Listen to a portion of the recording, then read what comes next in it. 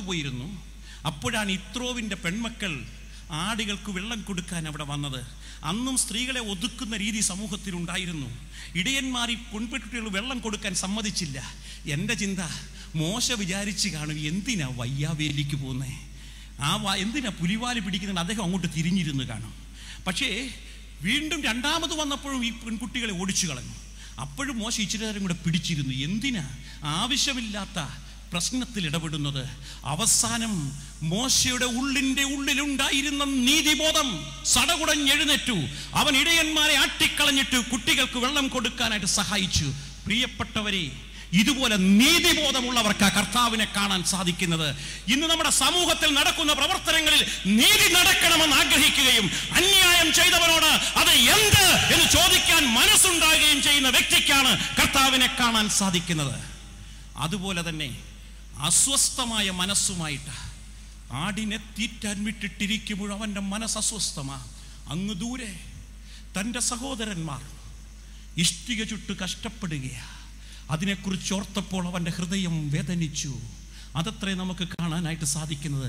ആ അസ്വസ്ഥത, നമ്മുടെ സമൂഹത്തിന് പറ്റിയിരിക്കുന്ന അപജയം, ജീർണത, ധാർമ്മികമായ അധപ്പതനം, ഇതിനെക്കുറിച്ച് നമുക്ക് എന്തെങ്കിലും അസ്വസ്ഥതയുണ്ടോ?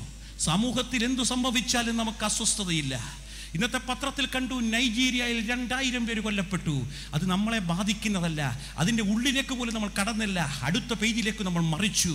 കാരണം ഇതൊന്നും നമ്മിൽ അസ്വസ്ഥത സൃഷ്ടിക്കുന്നില്ല. അസ്വസ്ഥമായ മനസ്സുമായിരിക്കുന്നവർക്കാണ് ദൈവത്തെ കാണാനായിട്ട് കഴിയുന്നത്. എന്നു മാത്രമല്ല, ദൈവസന്നിധിയിൽ ധ്യാനത്തോടെ ഇരിപ്പാൻ മോശ ശ്രമിച്ചു എന്നാണ് കാണാൻ സാധിക്കുന്നത്. സീനായ് മലയിലേക്ക് കയറിപ്പോയതായ മോശ 40 രാവും 40 പകലും ദൈവസന്നിധിയിൽ ഭക്ഷണം കഴിക്കാതെയും വെള്ളം കുടിക്കാതെയും ദൈവത്തോടുള്ള കൂട്ടായ്മയിൽ ജീവിച്ചു. ഇതുപോലെ ദൈവ സംസർഗത്തിൽ ജീവിക്കുന്നവർക്കാണ് കർത്താവിനെ കാണുവാനായിട്ട് സാധിക്കുന്നത് എന്ന് നമുക്ക് ഓർക്കാനായിട്ട് സാധിക്കുക. ഇനി കർത്താവ് പറഞ്ഞു, ഒരു വാക്കും കൂടെ പറഞ്ഞ് ഞാൻ വിടുകയാണ്. അതായത് നമ്മുടെ വാഴ്ത്തപ്പെട്ട കർത്താവ് പറഞ്ഞു, ഹൃദയശുദ്ധിയുള്ളവർ ഭാഗ്യവാന്മാർ, അവർ ദൈവത്തെ കാണും. കർത്താവിനെ കാണണമെങ്കിൽ ഈ ആഗ്രഹം മാത്രം പോരാ, ഹൃദയശുദ്ധി വേണം. 24-ാം സങ്കീർത്തനം നമുക്ക് പരിചിതമാണ്. അവിടെ പറയുന്നു, യഹോവയുടെ പർവ്വതത്തിൽ ആർ കയറും, അവൻ്റെ വിശുദ്ധ സ്ഥലത്ത് ആർ നിൽക്കും? വെടിപ്പുള്ള കൈയും നിർമ്മല ഹൃദയമുള്ളവർ, വ്യാജത്തിനു മനസ്സു വയ്ക്കാതെയും കള്ളസത്യം ചെയ്യാതെയും ഇരിക്കുന്നവൻ. ദൈവത്തിന്റെ പർവ്വതത്തിൽ പ്രവേശിച്ച് ദൈവത്തിന്റെ കൂടാരത്തിൽ പാർക്കാൻ ആർക്കാണ് അവകാശമുള്ളത്? വെടിപ്പുള്ള കൈയും നിർമ്മല ഹൃദയവും. നമ്മുടെ ഹൃദയം നിർമ്മലമാണെങ്കിൽ മാത്രമേ നമ്മുടെ പ്രവർത്തികൾ വെടിപ്പുള്ളതാകൂ. പ്രിയപ്പെട്ടവരെ, നിർമ്മല ഹൃദയമുള്ളവരായി വെടിപ്പുള്ള കൈയുള്ളവരായി ജീവിച്ചാൽ കർത്താവിനെ കാണാനായിട്ട് നമുക്ക് സാധിക്കും. നമ്മുടെ ഹൃദയം നിർമ്മലമല്ലെങ്കിൽ ഇന്ന് പകൽക്കാലം ദാവീദ് പ്രാർത്ഥിച്ചതുപോലെ പ്രാർത്ഥിക്കാൻ കഴിയണം. ദൈവമേ, നിർമ്മലമായ ഒരു ഹൃദയം എന്നിൽ സൃഷ്ടിക്കണമേ, സ്ഥിരമായുള്ള ഒരാത്മാവിനെ എൻ്റെ ഉള്ളിൽ പുതുക്കണമേ. ഈ കർത്താവിനെ കാണുക നമ്മുടെ ജീവിതത്തിലെ ലക്ഷ്യമാകണം. കർത്താവേ, നിന്റെ മനോഹര മുഖം എനിക്കൊന്ന് കാണണം.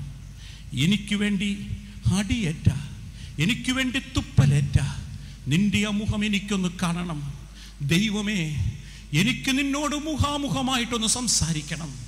മോശയും കർത്താവും തമ്മിൽ സംസാരിച്ചത് I speak to him face to face. ദൈവമേ, നിന്നോട് മുഖത്തോട് മുഖം സംസാരിച്ച് അപ്രകാശമുള്ളവരായി ജീവിപ്പാൻ ഞങ്ങളെ നീ സഹായിക്കണമേ എന്ന് നമുക്ക് പറയാനായിട്ട് സാധിക്കണം.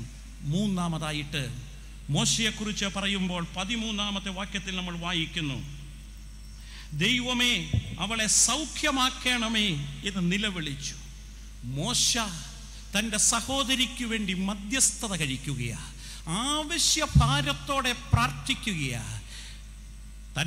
തനിക്കെതിരായി ഗൂഢാലോചന നടത്തിയ, തനിക്കെതിരായി കുത്തിത്തിരിപ്പുണ്ടാക്കിയ ആ മിരിയാമിനു വേണ്ടി അവൻ പ്രാർത്ഥിക്കുകയല്ല, ദൈവമേ അവളെ സൗഖ്യമാക്കണമേ എന്ന് പ്രാർത്ഥിക്കുകയായിരുന്നില്ല, പിന്നെയോ നിലവിളിക്കാനായിട്ട് സാധിച്ചു. അതാണ് നമുക്ക് എപ്പോഴാണ് നിലവിളിക്കുന്നത്? വേദനയുണ്ടാകുമ്പോഴാണ് നിലവിളിക്കുന്നത്. മോശ തൻ്റെ സഹോദരിക്ക് വേണ്ടി മധ്യസ്ഥത കഴിച്ചു. മാത്രമല്ല, തന്റെ ജനത്തിനു വേണ്ടി മധ്യസ്ഥത കഴിച്ചു. നമ്മൾ മുമ്പേ കണ്ടല്ലോ, കാളക്കുട്ടിയെ ഉണ്ടാക്കി ആരാധിച്ച ജനത്തെ വഴക്കൊക്കെ പറഞ്ഞ ശേഷം മോശ നടത്തിയ പ്രാർത്ഥന നമുക്ക് പരിചിതമാണ്. പുറപ്പാട് 32:32 പറയുന്നു, എങ്കിലും നീ അവരുടെ പാപം ക്ഷമിക്കണമേ, അല്ലെങ്കിൽ നീ എഴുതിയ നിന്റെ പുസ്തകത്തിൽ നിന്നും എൻ്റെ പേര് മായ്ച്ചു കളയണമേ. പ്രിയപ്പെട്ടവരെ, ഇതുപോലെ മധ്യസ്ഥത കഴിക്കുവാൻ നമുക്ക് കഴിയണം.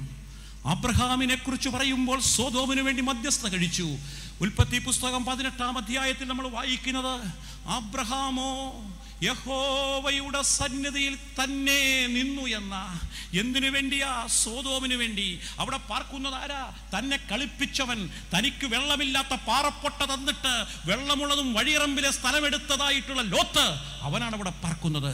അവന് വേണ്ടി നിലവിളിക്കുവാൻ തക്കവണ്ണം സാധിച്ചു. മധ്യസ്ഥ പ്രാർത്ഥന നമ്മുടെ ജീവിതത്തിൻ്റെ ഒരു ഭാഗമാവണം. ഏതായാലും ഇന്ന് നമ്മുടെ എല്ലാ കൂട്ടായ്മകൾക്കും കൺവെൻഷനുകൾക്കും എല്ലാം മധ്യസ്ഥ പ്രാർത്ഥനയുണ്ട്. പിന്നെ ചിലർ മധ്യസ്ഥ പ്രാർത്ഥനയ്ക്ക് കയറുമ്പോഴേ എൻ്റെ ചങ്കിടിക്കാൻ തുടങ്ങും, കർത്താവേ ഇതെന്തായിത്തീരും. ചിലർ പ്രസംഗിക്കുകയാണോ, എന്താ ചെയ്യുന്നത് എനിക്കറിയാൻ പാടില്ല. എൻ്റെ പള്ളിയിലൊക്കെ മധ്യസ്ഥ പ്രാർത്ഥനയ്ക്ക് ചിലരെ ചുമതലപ്പെടുത്തുമ്പം ഞാൻ പറയും, സാറേ പ്രസംഗിക്കാൻ വേറെ ആളിനെ വിളിച്ചിട്ടുണ്ട്, സാറ് പ്രസംഗിക്കണ്ട, പ്രാർത്ഥനയ്ക്കൊന്ന് ഒരുക്കിയാൽ മതി. മധ്യസ്ഥ പ്രാർത്ഥന ഹൃദയത്തിൽ തട്ടി പ്രാർത്ഥിക്കണം. എൻ്റെ അഭിപ്രായത്തിൽ ഏറ്റവും ശക്തമായ മധ്യസ്ഥ പ്രാർത്ഥന വിശുദ്ധ കുർബാനയുടെ മധ്യത്തിൽ നടത്തുന്ന മധ്യസ്ഥ പ്രാർത്ഥനയാണ്. പക്ഷെ ഞാൻ ചോദിക്കട്ടെ, അത് പറയുമ്പോൾ ആത്മാർത്ഥതയോടെ ഹൃദയത്തിൽ തട്ടി പ്രാർത്ഥിക്കാൻ നമുക്ക് കഴിയുന്നുണ്ടോ? നമുക്കൊരു വേദന ഉണ്ടെങ്കിൽ മാത്രമേ പ്രാർത്ഥിക്കാനായിട്ട് കഴിയൂ, നിലവിളിക്കാനായിട്ട് കഴിയുള്ളൂ. ഇരമ്യാവിനെ കുറിച്ച് പറയുമ്പോൾ വേദപുസ്തകത്തിൽ ഉപയോഗിച്ചിരിക്കുന്ന മനോഹരമായ ഒരു വാക്യമുണ്ട്. ഇരമ്യാവ് 13:17, നിങ്ങൾ കേട്ടനുസരിക്കയില്ലെങ്കിൽ ഞാൻ നിങ്ങളുടെ ഗർവം നിമിത്തം രഹസ്യത്തിൽ കരയും. യഹോവയുടെ ആട്ടിൻകൂട്ടത്തെ പിടിച്ചു കൊണ്ടുപോയിരിക്കയാൽ ഞാൻ ഏറ്റവും കരഞ്ഞ് കണ്ണുനീരൊഴുക്കും. ജനം ഗർവം കാണിക്കുകയാ. കണ്ണുനീരിന്റെ പ്രവാചകനായ ഇരമ്യാവ് പറയുക, യഹോവയുടെ ആട്ടിൻകൂട്ടത്തെ പിടിച്ചുകൊണ്ടുപോയിരിക്കയാൽ ഞാൻ ഏറ്റവും കരഞ്ഞ് കണ്ണുനീരൊഴുക്കും. പ്രിയപ്പെട്ടവരെ, നമ്മുടെ കുഞ്ഞുങ്ങളെ, നമ്മുടെ തലമുറയെ പിശാച് പിടിച്ചുകൊണ്ടുപോയിക്കൊണ്ടിരിക്കുന്ന ഈ കാലഘട്ടത്തിൽ ദൈവസന്നിധിയിൽ ഏറ്റവും കരയുവാൻ നമുക്ക് കഴിയണം. ഈ ദേശത്തിനു വേണ്ടി കരയുന്ന ഉത്തരവാദിത്വം ഏറ്റെടുത്തുകൊണ്ട് വേണം, നമ്മുടെ ഭദ്രാസനത്തിനു വേണ്ടി കരയുന്ന ഉത്തരവാദിത്വം ഏറ്റെടുത്തുകൊണ്ട് വേണം മടങ്ങിപ്പോകുവാനായിട്ട് സാധിക്കേണ്ടുന്നത്. നമുക്ക് ആത്മാർത്ഥമായി നിലവിളിക്കാൻ, മധ്യസ്ഥത കഴിക്കുവാനായിട്ട് സാധിക്കണം. ആത്മാർത്ഥത വേണം അതിനകത്ത്. മോശ പ്രാർത്ഥിച്ചതിനെക്കുറിച്ച് പറയുമ്പോൾ അതിൻ്റെ ഒരു ഫലപ്രാപ്തിയുടെ പറഞ്ഞ് ഞാൻ അടുത്തതിലേക്ക് പോവുകയാണ്. ആവർത്തന പുസ്തകം 34:9, നൂന്റെ മകനായ യോശുവായെ മോശ കൈവച്ച് അനുഗ്രഹിച്ചത് കൊണ്ട് അവൻ ജ്ഞാനാത്മപൂർണനായി തീർന്നു. മോശയുടെ പ്രാർത്ഥനയുടെ ആത്മാർത്ഥത, മോശ തലെ കൈവച്ച് അനുഗ്രഹിച്ചപ്പോൾ അവൻ ജ്ഞാനാത്മപൂർണനായി തീർന്നു. ഇതുപോലെ ആത്മാർത്ഥയോടെ പ്രാർത്ഥിക്കാൻ കഴിയണം. ഞങ്ങൾ അച്ഛന്മാർ ഞായറാഴ്ച ഓടി നടന്ന് എല്ലാവരുടെയും തലയെ കൈവച്ച് അങ്ങ് പ്രാർത്ഥിക്കുക. ഞാൻ പലപ്പോഴും ചിന്തിച്ചിട്ടുണ്ട്, ദൈവമേ ഇങ്ങനെ ഓടി പ്രാർത്ഥിച്ചിട്ട് എന്താ കിട്ടാനാ? എന്നാൽ ഈ ഭാഗം പഠിച്ച ശേഷം ഞാൻ ദൈവത്തോട് പ്രാർത്ഥിക്കാറുണ്ട്, ദൈവമേ ഇന്ന് ഈ ഞായറാഴ്ച ഞാൻ തലയിൽ കൈവച്ച് അനുഗ്രഹിക്കുന്ന പ്രിയപ്പെട്ടവർ ജ്ഞാനാത്മപൂർണരായി തീരണമേ. പ്രിയപ്പെട്ട അച്ഛന്മാരെ, നമ്മൾ തലയിൽ കൈവച്ച് അനുഗ്രഹിച്ചു പ്രാർത്ഥിക്കുന്നവർ ജ്ഞാനാത്മപൂർണരായി തീരണം. അപ്പോഴാണ് നമ്മുടെ പ്രാർത്ഥന ദൈവം മാനിക്കുന്ന പ്രാർത്ഥനയായി തീരുന്നത് എന്നോർക്കുവാൻ തക്കവണ്ണം സാധിക്കണം. മോശ ഉള്ളിൻ്റെ ഉള്ളിൽ തട്ടി തൻ്റെ സഹോദരിക്ക് വേണ്ടി കരഞ്ഞു. അബ്രഹാം ഉള്ളിൻ്റെ ഉള്ളിൽ തട്ടി ദൈവസന്നിധി നിലകൊണ്ട് നിലവിളിച്ചു. ഇരമ്യാവ് യഹോവയുടെ ആട്ടിൻകൂട്ടത്തെ പിടിച്ചു കൊണ്ടുപോയാൽ ദൈവസന്നിധിയിൽ ഏറ്റവും കരഞ്ഞ് കണ്ണുനീരൊഴുക്കി. ഈ നാളുകളിൽ ഞാനും നിങ്ങളും കരഞ്ഞ് കണ്ണുനീരൊഴുക്കണം. യഹോവയുടെ ആട്ടിൻകൂട്ടത്തെ പിടിച്ചു കൊണ്ടുപോകുക. അവർ നശിച്ചു പോകാതിരിക്കുവാൻ ദൈവസന്നിധിയിൽ കണ്ണുനീരൊഴുക്കണം. നമുക്ക് ആത്മാർത്ഥതയോടെ പ്രാർത്ഥിക്കുവാൻ, നമ്മുടെ അനന്തര തലമുറ ജ്ഞാനാത്മപൂർണരായി തീരുന്നത് കാണുവാൻ നമുക്ക് സാധിക്കണം. അതാണ് ദൈവം നമ്മിൽ നിന്നും പ്രതീക്ഷിക്കുന്നത്. അവസാനമായി ഒരു കാര്യം കൂടെ പറഞ്ഞ് ഞാൻ അവസാനിപ്പിക്കുകയാണ്. മോശ, 3-ാമത്തെ വാക്യം, മോശ എന്ന പുരുഷനോ ഭൂതലത്തിലുള്ള സകല മനുഷ്യരിലും അതിസൗമ്യനായിരുന്നു. മോശ സൗമ്യനായിരുന്നു. മോശയുടെ സൗമ്യത വ്യക്തമാകുന്ന ഒത്തിരി രംഗങ്ങളുണ്ട്. അതിൽ ഒന്ന് ഈ ഭവനത്തിലുണ്ടായ പ്രശ്നമാണ്. അതിൻ്റെ പശ്ചാത്തലത്തിലാണ് ഇത് പറഞ്ഞിരിക്കുന്നത്. മിരിയാമും അഹരോനും അവനെതിരായിട്ട് ഗൂഢാലോചന നടത്തി സംസാരിച്ചു. പക്ഷേ മോശ സൗമ്യനായിരുന്നത് കൊണ്ട് ഒരു വാക്കുപോലും തിരിച്ചു പറഞ്ഞില്ല. അതുകൊണ്ടാണ് അവനു വേണ്ടി വാദിക്കുവാൻ ദൈവം ഇറങ്ങി വന്നത്. പ്രിയപ്പെട്ടവരെ, ഇതുപോലൊരു സൗമ്യത നമ്മുടെ ഭവനങ്ങൾ അനുഗ്രഹിക്കപ്പെട്ടതായി തീരണമെങ്കിൽ ഇതുപോലെ സൗമ്യത വേണം. ഭർത്താവ് ഒന്ന് പറയുമ്പോൾ 2 പറയുക, അമ്മായിയമ്മ ഒന്ന് പറയുമ്പോൾ 3 പറയുക. ഇതാണ് ഇന്നത്തെ ശൈലി. നമ്മുടെ കുടുംബങ്ങൾ തകരുന്നതിൻ്റെ കാരണം ഇതല്ലേ? നമ്മുടെ ഇടവകൾ തകരുന്നതിൻ്റെ കാരണം ഇതല്ലേ? ഈ സൗമ്യത നമുക്ക് വേണം. നമ്മുടെ കുഞ്ഞുങ്ങളെ സൗമ്യത പറഞ്ഞ് പഠിപ്പിക്കണം. അങ്ങനെ പറഞ്ഞയക്കാൻ കഴിയണം. പെൺമക്കളെ സൗമ്യതയുള്ളവരായി ജീവിക്കാൻ പഠിപ്പിച്ചു വിടണം. അതിനു പകരം 1 പറഞ്ഞാൽ 2 പറയാൻ പഠിപ്പിച്ചു വിട്ടാൽ വർഷങ്ങൾ കഴിയുന്നതിന് മുമ്പ് കുടുംബക്കോടതിയുടെ വരാന്തയിലൂടെ നടക്കേണ്ടി വരും. അതുകൊണ്ട് സൗമ്യത അത് നമുക്ക് ആവശ്യമാണ്. പിന്നെ മോശയുടെ സൗമ്യത വ്യക്തമാക്കുന്ന ഒത്തിരി രംഗങ്ങളുണ്ട്. അതായത് ജനത്തിന് ന്യായപാലനം ചെയ്യുക. അവൻ രാവിലെ തൊട്ട് വൈകുന്നേരം വരെ സിംഹാസനത്തിലിരുന്ന് അവിടെ പ്രശ്നങ്ങളെ പറഞ്ഞു തീർത്തു. എത്ര ശ്രമസാധ്യമായ ജോലി! 6 ലക്ഷം ആളുകൾ, സ്ത്രീകൾ, കുട്ടികൾ, ഇവരുടെ പ്രശ്നങ്ങൾ പറഞ്ഞു തീർക്കുക വളരെയധികം ബുദ്ധിമുട്ടാണ്. പക്ഷെ ക്ഷമയോടെ ചെയ്യുവാനുള്ള സൗമ്യത അവനുണ്ടായിരുന്നു. ജനം പല പ്രാവശ്യം അവനെ പ്രകോപിപ്പിച്ചു. അവിടെയൊക്കെ അവൻ സൗമ്യതയുടെ കാര്യങ്ങളെ കണ്ടു. പുറപ്പാട് പുസ്തകം 16-ാം അധ്യായം 2-3 വാക്യങ്ങൾ. ആ മരുഭൂമിയിൽ വെച്ച് ഇസ്രായേൽ മക്കളുടെ സംഘമൊക്കെയും മോശയ്ക്കും അഹരോനും വിരോധമായി പിറുപിറുത്തു. ഇസ്രായേൽ മക്കൾ അവരോട്, ഞങ്ങൾ ഇറച്ചിക്കലങ്ങളുടെ അടുക്കൽ ഇരിക്കുകയും തൃപ്തിയാവുമണ ഭക്ഷണം കഴിക്കുകയും ചെയ്ത് മിസ്രയീം ദേശത്തു വച്ച് യഹോവയുടെ കയ്യാൽ മരിച്ചു എങ്കിൽ കൊള്ളായിരുന്നു. നിങ്ങൾ ഈ സംഘത്തെ മുഴുവൻ പട്ടിണിക്കിട്ട് കൊല്ലുവാൻ ഈ മരുഭൂമിയിലേക്ക് കൂട്ടിക്കൊണ്ടു വന്നിരിക്കുന്നു എന്ന് പറഞ്ഞു. ജനത്തിൻ്റെ വാക്കുകൾ എത്ര ക്രൂരമാ! അവർ മോശയുടെ മുഖത്ത് നോക്കിക്കൊണ്ട് ചോദിക്കുക, ഞങ്ങളെ കൊല്ലാൻ കൊണ്ടുവന്നിരിക്കുകയാണോ? തൻ്റെ ജീവിതം മുഴുവൻ ഈ ജനത്തിന് വേണ്ടി ഒഴിഞ്ഞു വെച്ച് അവരുടെ സുഖത്തിലും ദുഃഖത്തിലും കൂടെ ഇരുന്ന് അവർക്ക് അപ്പവും വെള്ളവും കൊടുത്ത് വഴി നടത്തിയ മോശയോട് അവർ ചോദിക്കുക, ഞങ്ങളെ കൊല്ലാൻ കൊണ്ടുവന്നിരിക്കുകയാണോ? സ്വാഭാവികമായി മോശ പൊട്ടിത്തെറിക്കേണ്ടതാ. പക്ഷെ മോശ എന്താ ചെയ്തത്? പുറപ്പാട് 17:4 നാം വായിക്കുന്നു, മോശ യഹോവയോട് നിലവിളിച്ചു, ഈ ജനത്തിന് ഞാൻ എന്തു ചെയ്യേണ്ടു? അവർ എന്നെ കല്ലെറിയുവാൻ പോകുന്നുവല്ലോ എന്ന് പറഞ്ഞു. മോശ എന്തു ചെയ്തു? യഹോവയുടെ സന്നിധിയിൽ നിലവിളിച്ചു. പ്രിയപ്പെട്ടവരെ, നമുക്കിഷ്ടമില്ലാത്ത കാര്യങ്ങൾ ആളുകൾ പറഞ്ഞേക്കാം, നമ്മെ പ്രകോപിപ്പിച്ചേക്കാം. എന്നാൽ മോശ ചെയ്തതുപോലെ ദൈവസന്നിധിയിൽ കരയാനായിട്ട് സാധിക്കണം. ഈ ജനം മോശയുടെ നേതൃത്വത്തെ തന്നെ വെല്ലുവിളിച്ചു. കനാൻ ദേശം ഉറ്റുനോക്കിയവർ വന്ന് വളരെയധികം പേടിപ്പിക്കുന്ന റിപ്പോർട്ട് പറഞ്ഞപ്പോൾ അവർ പറയുന്നതായ വാചകങ്ങൾ സംഖ്യാപുസ്തകത്തിൽ നമ്മൾ വായിക്കുന്നുണ്ട്. 14-ാം അധ്യായം 4-5 വാക്യങ്ങൾ. നാം ഒരു തലവനെ നിശ്ചയിച്ച് മിസ്രയീമിലേക്ക് മടങ്ങിപ്പോക എന്നവർ തമ്മിൽ പറഞ്ഞു. അപ്പോൾ മോശയും അഹരോനും ഇസ്രായേൽ സഭയുടെ സർവ്വസംഘത്തിൻ്റെയും മുമ്പാകെ കവിടു വീണു. അവർ പറഞ്ഞു, മതി, നിന്റെ നേതൃത്വം മതി, ഞങ്ങൾ പുതിയ നേതാവിനെ എടുത്തുകൊണ്ട് മടങ്ങിപ്പോക. അപ്പോൾ മോശയും അഹരോനും എന്തു ചെയ്തു?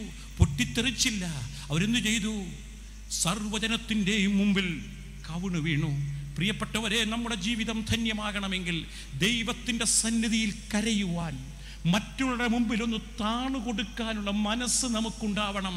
മനുഷ്യൻ്റെ മുമ്പിലൊന്ന് താണുകൊടുത്താൽ ഒരുപക്ഷെ നമ്മുടെ സമൂഹത്തിൻ്റെ പല പ്രശ്നങ്ങൾക്കും പരിഹാരമാകും, നമ്മുടെ കുടുംബത്തിൻ്റെ പ്രശ്നങ്ങൾക്ക് പരിഹാരമാകും. മോശ ചെയ്തത് എന്താ? ദൈവസന്നിധിയിൽ നിലവിളിച്ചു, ജനത്തിൻ്റെ മുമ്പിൽ കവിണു വീണു. അതിനുള്ളൊരു മനസ്സ്, ഒരു വിനയ മനോഭാവം, സൗമ്യത നമുക്കുണ്ടാകേണ്ടത് ആവശ്യമാണ്. പക്ഷെ അതുണ്ടാകണമെങ്കിൽ നമ്മുടെ മനോഭാവത്തിൽ വ്യത്യാസം ഉണ്ടാവണം. ഇറച്ചിക്ക് വേണ്ടി ജനങ്ങൾ മല്ലടിച്ചപ്പോൾ ഈ മോശ ദൈവത്തോട് നിലവിളിച്ചു. അപ്പം ദൈവം പറഞ്ഞു, നീ 70 പേരുടെ ലിസ്റ്റ് താ, അവരുടെ മേൽ ഞാൻ ദൈവത്തിൻ്റെ ആത്മാവിനെ അയക്കാം. ആ കൂട്ടത്തിൽ 2 പേരായിരുന്നു എൽദാദും മേദാദും. ഇവർ കുഴപ്പക്കാരാ. എപ്പോഴും നമ്മുടെ എല്ലാ കമ്മിറ്റികളിലും ഉണ്ട് ഇതുപോലെ 2 എണ്ണം. അതുപോലെ ഒരുത്തരായിരുന്നു ഇവര്, എൽദാദും മേദാദും. അപ്പൊ അവരോട് പറഞ്ഞു, ഈ 70 പേരോടും പറഞ്ഞു സമാഗമന കൂടാരത്തിൽ കയറിയിരിക്കാൻ. പക്ഷെ ഇവന്മാർ 2ഉം കയറിയിരുന്നില്ല. നമ്മുടെ പള്ളിയിൽ ഏതച്ഛൻ പറഞ്ഞാലും ഏത് തിരുവേരി പറഞ്ഞാലും പുറത്തു നിൽക്കുന്ന കുറെ ആളുകളുണ്ട്. അവരുടെ പ്രതിനിധികളാണ് എൽദാദും മേദാദും. അവർ പുറത്തു തന്നെ നിന്നു. ഏതായാലും ലിസ്റ്റിൽ പേരുള്ളവരായിരുന്നത് കൊണ്ട് അവരുടെ മേലും ആത്മാവ് വന്നു. അവരും പ്രവചിക്കാൻ തുടങ്ങി. ഇത് യോശുവായ്ക്ക് ഇഷ്ടപ്പെട്ടില്ല. യോശുവ മോശയുടെ അടുത്ത് വന്നതിനെക്കുറിച്ച് പരാതി പറയുമ്പോൾ മോശ പറഞ്ഞൊരു വാചകമുണ്ട് പ്രിയപ്പെട്ടവരെ. സംഖ്യ 11:29. മോശ അവനോട്, എന്നെ വിചാരിച്ചു നീ അസൂയപ്പെടുന്നുവോ? യഹോവയുടെ ജനമൊക്കെയും പ്രവാചകന്മാരാകുകയും യഹോവ തൻ്റെ ആത്മാവിനെ അവരുടെ മേൽ പകരുകയും ചെയ്തെങ്കിൽ കൊള്ളായിരുന്നു എന്ന് പറഞ്ഞു. മോശ യോശുവയോട് പറയുക, നീ എന്നെ ചൊല്ലി അസൂയപ്പെടണ്ട. എനിക്കൊരു ഒറ്റ ആഗ്രഹമേ ഉള്ളൂ. എന്റെ ജനത്തിന്റെ മേലെല്ലാം ദൈവത്തിന്റെ പരിശുദ്ധാത്മാവ് വരണം. എന്റെ ജനം മുഴുവൻ ദൈവത്തിന്റെ പ്രവാചകന്മാരായി തീരണം. പ്രിയപ്പെട്ടവരെ, ഈ വർഷത്തെ കൺവെൻഷൻ അവസാനിക്കുമ്പോൾ നമ്മുടെ ഒരൊറ്റ ആഗ്രഹമേ ഉണ്ടാകാവൂ. നമ്മുടെ ഈ തിരുവനന്തപുരം, കൊല്ലം ഭദ്രാസനത്തിലുള്ള സകല ജനത്തിന്റെ മേലും ദൈവത്തിന്റെ ആത്മാവ് വരണം. സകലരും ദൈവത്തിന്റെ പ്രവാചകന്മാരായി തീരണം. ഈ വലിയൊരു ആഗ്രഹത്തോടെ, ഈ വലിയൊരു പ്രാർത്ഥനയോടെ മുമ്പോട്ട് പോയാൽ നമുക്ക് ധൈര്യമായി മുമ്പോട്ട് പോകാനായിട്ട് കഴിയും. ഇതുപോലെ യോഹന്നാൻ സ്നാപകൻ പറഞ്ഞ വാക്കുകൾ നമുക്കറിയാം. അവനോ വളരണം, ഞാനോ കുറയണം. സൗമ്യത. എന്താ സൗമ്യത? വിശദീകരിക്കാൻ സമയമില്ലാത്തതുകൊണ്ട് ഞാൻ പറയുക. ദൈവഹിതത്തിന് തന്നെ വിധേയപ്പെടുത്തി കൊടുക്കുന്ന അവസ്ഥയാണ് സൗമ്യത. കുശവന്റെ കയ്യിൽ കളിമണ്ണിരിക്കുന്നത് പോലെ ഏൽപ്പിച്ചു കൊടുക്കുന്ന അവസ്ഥയാണ് സൗമ്യത. ഇതിനെക്കുറിച്ച് കർത്താവ് പറയുന്ന ഒരു വാക്യം കൂടെ. മത്തായിയുടെ സുവിശേഷം 11-29 വാക്യം. ഞാൻ സൗമ്യതയും താഴ്മയുമുള്ളവനാകയാൽ എൻ്റെ നുകമേറ്റുകൊണ്ട് എന്നോട് പഠിപ്പീൻ. സൗമ്യത എന്ന് പറഞ്ഞാൽ കർത്താവിൻ്റെ നുകമേറ്റെടുക്കാനുള്ള മനസ്സാണ്. കർത്താവിൻ്റെ നുകമേറ്റെടുത്തു കഴിഞ്ഞാൽ അവൻ നടത്തുന്ന വഴികളിലൂടെ തന്നെ നമുക്ക് പോകേണ്ടി വരും. അതിന് മനസ്സുണ്ടെങ്കിൽ മാത്രമേ അതിന് ശ്രമിക്കാവൂ. പ്രിയപ്പെട്ടവരെ, അഭിമന്യ തിരുമേനിയുടെ സമാപന സന്ദേശത്തോടെ നമ്മുടെ കൺവെൻഷൻ അവസാനിക്കുകയാണ്. ഈ അവസാന സമയത്ത് കർത്താവേ, നിന്റെ നുകമേറ്റെടുക്കാൻ ഞാൻ തയ്യാറാ. നിന്റെ നുകം എൻ്റെ മേൽ വയ്ക്കണമേ. നമ്മൾ ഉയർത്തിരിക്കുന്ന നമ്മുടെ തലകളെ ഒന്ന് താത്ത് നമ്മുടെ ആ നുകമൊന്ന് ഏറ്റെടുക്കാനായിട്ട് ശ്രമിക്കാം. കർത്താവ് പറയുക, ഞാൻ സൗമ്യതയും താഴ്മയുമുള്ളവനാകയാൽ എൻ്റെ നുകമേറ്റുകൊണ്ട് എന്നോട് പഠിപ്പീൻ. ഇന്ന് ഈ പന്തല് വിട്ടിറങ്ങിപ്പോകുന്നത് കർത്താവിൻ്റെ നുകമേറ്റുകൊണ്ടായിരിക്കണം. കർത്താവെ, നീ നയിക്കുന്ന വഴിയിലൂടെ, നീ പറയുന്ന വഴിയിലൂടെ പോകുവാൻ ഞാനിതാ തയ്യാറായിരിക്കുന്നു. നമ്മുടെ അഹങ്കാരത്തെ നമുക്കൊന്ന് താഴ്ത്തി വെക്കാം. നമ്മുടെ തലയെ ഒന്ന് കുനിച്ചു കൊടുക്കാം. കർത്താവേ, നിന്റെ നുകം എൻ്റെ മേൽ വയ്ക്കണമേ. നീ നടത്തുന്ന വഴിയിലൂടെ പോകുവാൻ ഞാനിതാ എന്നെ തന്നെ സമർപ്പിക്കുന്നു.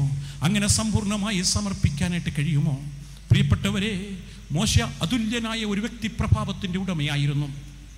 അദ്ദേഹത്തെക്കുറിച്ച് നാം പഠിക്കുമ്പോൾ സ്വർഗത്തിലെ ദൈവം അദ്ദേഹത്തെക്കുറിച്ച് പറയുക, എൻ്റെ ദാസനായ മോശയോ, അവൻ അങ്ങനെയല്ല, എൻ്റെ ഗ്രഹത്തിലൊക്കെയും വിശ്വസ്തനായിരുന്നു. ദൈവത്തിൻ്റെ ദാസനായ മോശ ദൈവത്തിൻ്റെ വചനപ്രകാരം മരിച്ചു. അതേ, സമാധാനത്തിൻ്റെ മക്കൾക്കുണ്ടാകുന്ന നല്ല അവസാനത്തിന് അവൻ യോഗ്യനായി. ഇന്ന് നമ്മുടെയും ആഗ്രഹം അതായിരിക്കട്ടെ. ദൈവമേ, സമാധാനത്തിൻ്റെ മക്കൾക്കുണ്ടാകുന്ന നല്ല അവസാനത്തിന് കർത്താവേ എന്നെയും യോഗ്യനാക്കണമേ. അങ്ങനെ ആയിത്തീരണമെങ്കിൽ മോശയെപ്പോലെ ജീവിക്കാൻ നമുക്ക് കഴിയണം. മോശയെപ്പോലെ വിശ്വസ്തത. ആരൊക്കെ കളക്കുട്ടിയുടെ പുറകെ പോയാലും ഞാൻ യഹോവയുടെ പക്ഷത്ത് നിൽക്കും. ഈ ഉറച്ചൊരു തീരുമാനത്തോടെ നമുക്ക് പോകാനായിട്ട് സാധിക്കണം. ഏത് പ്രതിസന്ധികളുടെ നടുവിലൂടെ കടന്നു പോയാലും അവൻ്റെ പ്രവൃത്തി അത്യുത്തമം എന്ന് പറഞ്ഞുകൊണ്ട് അവനെ പാടാനായിട്ട് സാധിക്കണം. ഒരു നാൾ കർത്താവ് കണക്ക് ചോദിക്കുമ്പോൾ, നല്ലവനും വിശ്വസ്തനുമായ ദാസനെ, ദാസിയെ എന്നുള്ള ഇമ്പമേറിയ ശബ്ദം കേൾക്കാനായിട്ട് നമുക്ക് കഴിയണം. രണ്ടാമതായിട്ട് കർത്താവിനെ കാണാൻ സാധിക്കണം. കർത്താവിൻ്റെ തേജസ്സുള്ള മുഖത്തെ കാണാനായിട്ട് സാധിക്കണം. അവനോട് മുഖാമുഖം സംസാരിക്കാനായിട്ട് കഴിയണം. നീതിക്ക് വേണ്ടി ദാഹിക്കുന്ന ഒരു ഹൃദയമുണ്ടെങ്കിൽ, അസ്വസ്ഥമായ മനസ്സുണ്ടെങ്കിൽ, ഹൃദയശുദ്ധിയുണ്ടെങ്കിൽ കർത്താവിനെ കാണാനായിട്ട് സാധിക്കും. ശിമയോൻ കർത്താവിനെ കണ്ടതുപോലെ നമുക്ക് കർത്താവിനെ കാണാനായിട്ട് സാധിക്കണം. കർത്താവേ, നിന്റെ മുഖം എനിക്കൊന്ന് കാണണം, നിന്നോട് മുഖാമുഖം എനിക്കൊന്ന് സംസാരിക്കണം. ഇതായിരിക്കട്ടെ നമ്മുടെ ജീവിതത്തിൻ്റെ ആഗ്രഹം. മോശ തൻ്റെ സഹോദരിക്ക് വേണ്ടി നിലവിളിക്കുകയാ. അബ്രഹാം സോദോമിന് വേണ്ടി നിലവിളിക്കുകയാ. ഇരമ്യാവ് തൻ്റെ ആട്ടിൻകൂട്ടത്തെ പിടിച്ചുകൊണ്ടുപോകയാൽ ദൈവസന്നിധിയിൽ കരയുകയാ. മോശ ആത്മാർത്ഥതയോടെ പ്രാർത്ഥിച്ചു. അവൻ കൈവച്ചനുഗ്രഹിച്ചതുകൊണ്ട് യോശുവ ഞാൻ ആത്മപൂർണനായി തീർന്നു. കർത്താവേ, ഞങ്ങളുടെ പ്രാർത്ഥന കൊണ്ട് ഞങ്ങളുടെ വരുന്ന തലമുറ, ഞങ്ങളുടെ പ്രിയപ്പെട്ടവർ ഞാൻ ആത്മപൂർണരായി തീരണമേ എന്ന് നമുക്ക് പ്രാർത്ഥിക്കാനായിട്ട് കഴിയണം. മോശ സൗമ്യനായിരുന്നു. കുടുംബത്തിൽ പ്രശ്നമുണ്ടായി, സൗമ്യതയോടെ കാര്യങ്ങളെ കണ്ടു. ജനങ്ങൾ അവനെതിരെ തിരിഞ്ഞു. അവൻ ദൈവസന്നിധിയിൽ നിലവിളിച്ചു. ജനത്തിൻ്റെ മുമ്പിൽ കവണു വീണു. അവനൊരൊറ്റ ലക്ഷ്യമേ ഉണ്ടായിരുന്നുള്ളൂ, എൻ്റെ ജനമെല്ലാം ദൈവത്തിൻ്റെ പ്രവാചകന്മാരായി തീരണം, എല്ലാവരുടെ മേലും ദൈവത്തിൻ്റെ ആത്മാവ് വരണം. പ്രിയപ്പെട്ടവരെ, കൺവെൻഷൻ നടത്തുമ്പോൾ, ഇടവക വിവിധ പ്രവർത്തനങ്ങൾ നടത്തുമ്പോൾ നമുക്കൊരൊറ്റ ലക്ഷ്യമേ ഉണ്ടാകാവൂ. ഞങ്ങളുടെ ലക്ഷ്യം എന്താ? ഞങ്ങളുടെ ദേശത്തുള്ള സകലരുടെ മേലും ദൈവത്തിൻ്റെ ആത്മാവ് വരണം. ഞങ്ങളുടെ ദേശത്ത്, ഞങ്ങളുടെ ഇടവയിലുള്ള എല്ലാവരും ദൈവത്തിൻ്റെ പ്രവാചകന്മാരായി തീരണം. ഈ വലിയൊരു ലക്ഷ്യത്തോടെ നമുക്ക് മുമ്പോട്ട് പോകാനായിട്ട് ശ്രമിക്കാം. ഞാൻ സൗമ്യതയും താഴ്മയുമുള്ളവനാകയാൽ എൻ്റെ നുകമേറ്റുകൊണ്ട് എന്നോട് പഠിപ്പീൻ. ദൈവസന്നിധിയിൽ നമുക്ക് നമ്മളെ തന്നെ വിനയപ്പെടുത്താം. കർത്താവേ, മോശയ നുകമേറ്റെടുത്തതുപോലെ ഇന്ന് നിന്റെ നുകമേറ്റുകൊണ്ട് ഞങ്ങൾ പോവുകയാണ്. തലയൊന്ന് താഴ്ത്തിക്കൊടുക്കാം, തലയൊന്ന് വടക്കിക്കൊടുക്കാം. കർത്താവേ, നീ നയിക്കുന്ന പാതയിലൂടെ, നീ കാണിച്ചു തരുന്ന വഴിയിലൂടെ പോകുവാൻ ഞാൻ തയ്യാറാ. എൻ്റെ ജീവിതത്തെ ഇതാ പൂർണ്ണമായി നിന്റെ മുമ്പിൽ ഞാൻ സമർപ്പിക്കുന്നു. കർത്താവേ, നീ എന്നെ അനുഗ്രഹിക്കണമേ. നിന്റെ മുഖമേറ്റുകൊണ്ട് നിനക്ക് വേണ്ടി പ്രവർത്തിക്കുവാൻ ഞാനിതാ എന്നെ തന്നെ സമർപ്പിക്കുന്നു. അങ്ങനെ സമർപ്പിച്ച് വിജയകരമായ ജീവിതം നയിക്കുമ്പോൾ കർത്താവ് നമ്മെ നോക്കിക്കൊണ്ട് പറയും, എൻ്റെ ദാസനായ മോശയോ അങ്ങനെയല്ല, അവരെൻ്റെ ഗ്രഹത്തിലൊക്കെയും വിശ്വസ്തനായിരുന്നു.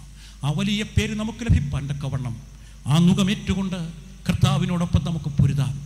തീർച്ചയായും അനുഗ്രഹം നമുക്ക് ലഭിക്കും, സംശയമില്ല.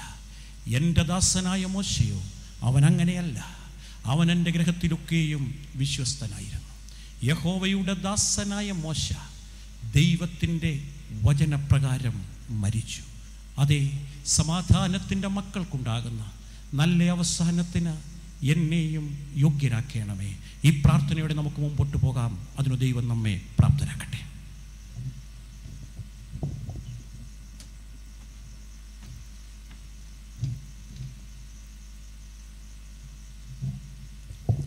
നമുക്ക് പ്രാർത്ഥിക്കാം.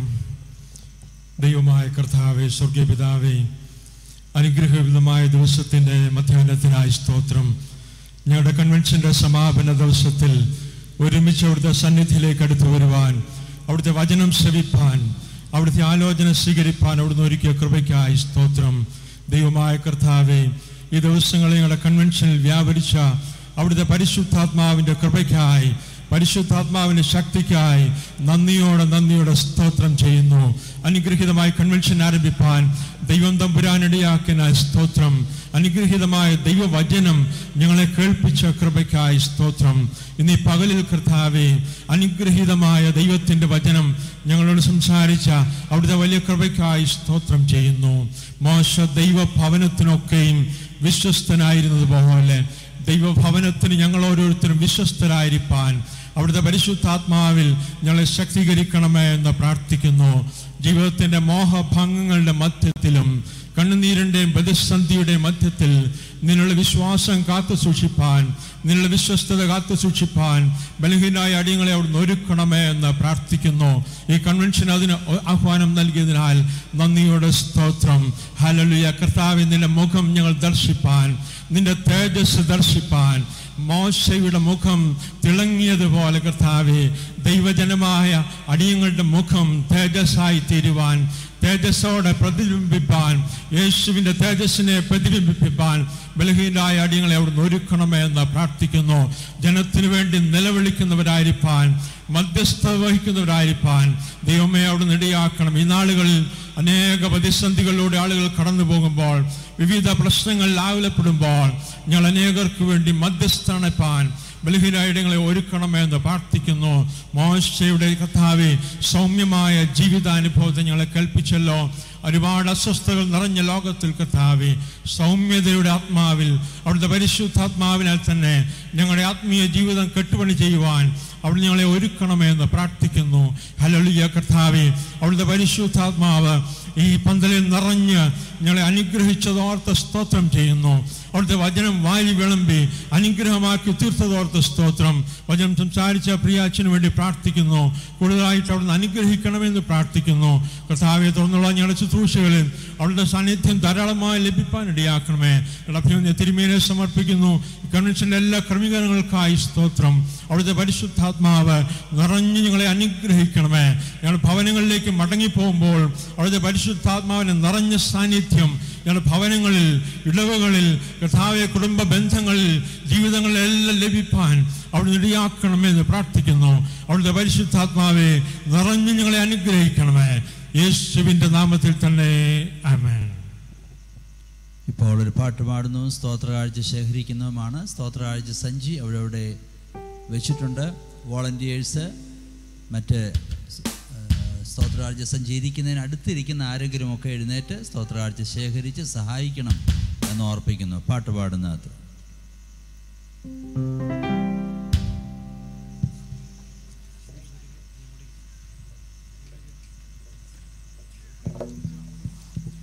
കൺവെൻഷൻ ഗീതങ്ങളിൽ 44-ാമത്തെ ഗീതം പാടാം.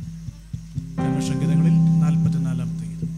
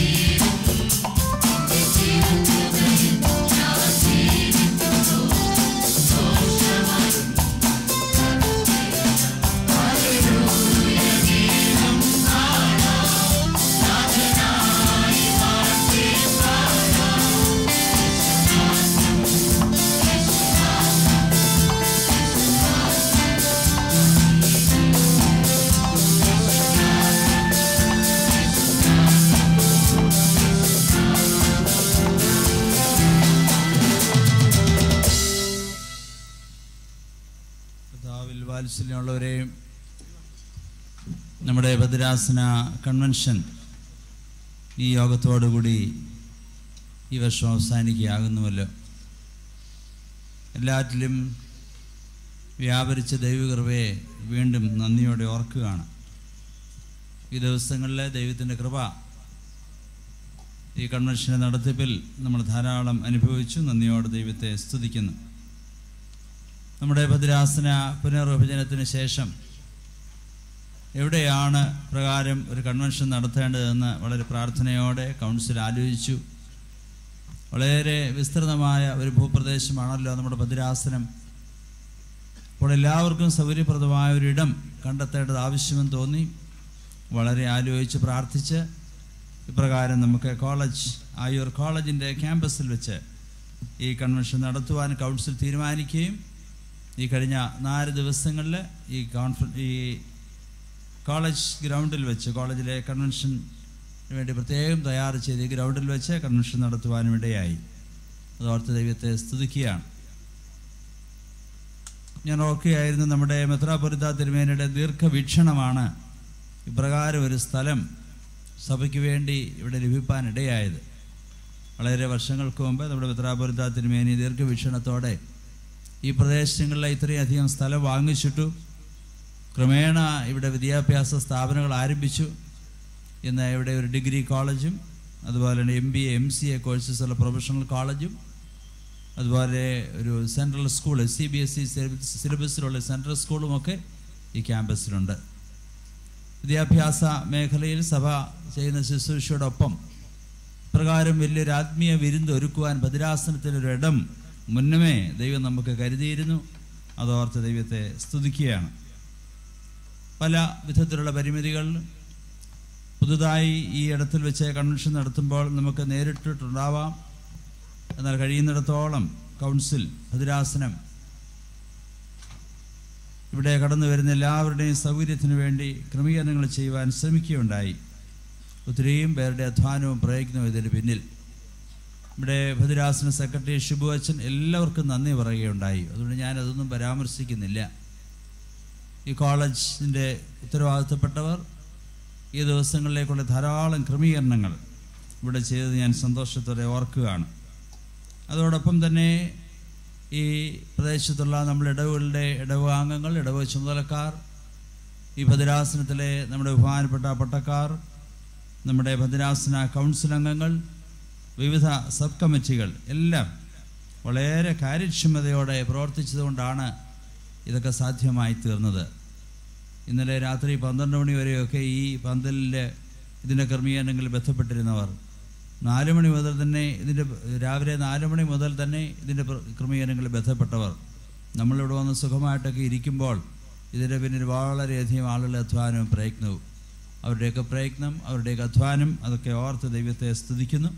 അവരുടെ കൺവെൻഷൻ്റെ നടത്തിപ്പിൽ വിവിധ രീതിയിൽ പങ്കാളികളായവർ, സഹകരിച്ചവർ, നേതൃത്വം കൊടുത്തവർ, അൽമായ സംഘം, പട്ടത്ത സമൂഹം, സുവിശേഷകർ എല്ലാവരെയും ഞാൻ പ്രത്യേകമായി അഭിനന്ദിക്കുകയാണ്. ഇതിനെല്ലാം ചുക്കാൻ പിടിച്ച് നമുക്കെല്ലാവർക്കും നന്ദി കരയേറ്റിയ ബഹുമാനപ്പെട്ട ഷിബു എബ്രഹാം ജോണച്ചനാണ്. ഭദ്രാസന സെക്രട്ടറിയായ അച്ഛൻ ചുമതല ഏറ്റെടുത്തിട്ട് ആദ്യത്തെ ഒരു പ്രധാനപ്പെട്ട ദൗത്യമായിരുന്നു ഭദ്രാസന കൺവെൻഷൻ. അച്ഛൻ വളരെ പക്വതയോടും ശാന്തതയോടും കൂടെ വളരെ കാര്യക്ഷമതയോടെ നിർവഹിച്ചതിൽ നിങ്ങളുടെ എല്ലാവരുടെയും പേരിൽ അച്ഛനോടുള്ള സന്തോഷം ഞാൻ പ്രത്യേകമായി അറിയിക്കുകയാണ്.